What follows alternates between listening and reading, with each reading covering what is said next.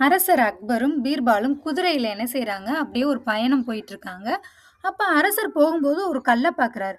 கல்ல பார்த்துட்டு அப்படியே பீர்பால திரும்பி பார்க்குறாரு. சரி பீர்பாலுக்கு ஒரு டெஸ்ட் வைப்போம் அப்படின்னு சொல்லிட்டு அக்பர் என்ன செய்றாருன்னா, "பீர்பால் இந்த கல்ல உன்னால அரண்மனை வரைக்கும் சுமந்து கொண்டு வர முடியுமா?" அப்படின்னு கேட்கும்போது, அவர் என்ன நெனச்சாருன்னா, அரசர் பீர்பால வந்து நம்ம கோவப்படுத்தி பார்ப்போம் அப்படின்னு நெனச்சாரு. ஆனா, சிறிது கூட மூஞ்சி சுண்டல, கோவப்படல. பீர்பால் சொல்றார், "அரசே உங்க கட்டளைப்படி எல்லாம் நடக்கட்டும் அரசே" அப்படின்னு சொல்லிட்டு, சரின்னு சொல்லிட்டு பக்கத்துல பார்க்குறாரு. ஒருத்தர் சலவை தொழிலாளி இருக்காரு. அவர் பக்கத்துல ஒரு கழுதை ஒண்ணு நிக்குது. அவர்ட்ட போய் கேட்டுட்டு அந்த கழுதைய கூட்டிட்டு வர்றாரு. கூட்டிட்டு வந்து அந்த கல்ல தூக்கி அந்த கழுதை மேல வச்சு அரண்மனை வரைக்கும் கொண்டுட்டு வர சொல்லி அந்த சலவை தொழிலாளிட்ட உத்தரவிடுறாரு. ச அந்த சலவை தொழிலாளியும் சரி மந்திரி நான் செய்யறேன் அப்படி சொல்றாரு. "நீ கொண்டு வந்து ஒப்படைச்சீன்னா, உனக்கு அதுக்கான பரிசு பொருள் நான் தருவேன்" அப்படி சொல்றாரு.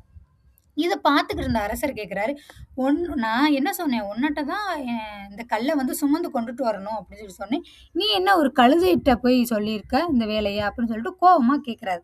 அதுக்கு பீர்பால் சொல்றாரு, அரசே இந்த கல்ல அரண்மனைக்கு கொண்டுட்டு வரணுங்கிற சுமக்கிற அந்த உரிமை எனக்கு தான் இருக்கு. அந்த கட்டளைய நீங்க எனக்கு தான் விதிச்சிருக்கீங்க. அத நான் தட்டல.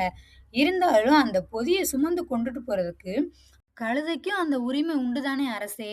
ஏன்னா, அரசருடைய கட்டளை நிறைவேத்துறதுக்கு யாரா யார் வேணாலும் அதுக்கு உதவி செய்யலாம். அது ஏன் ஒரு கழுதையா இருக்கக்கூடாது?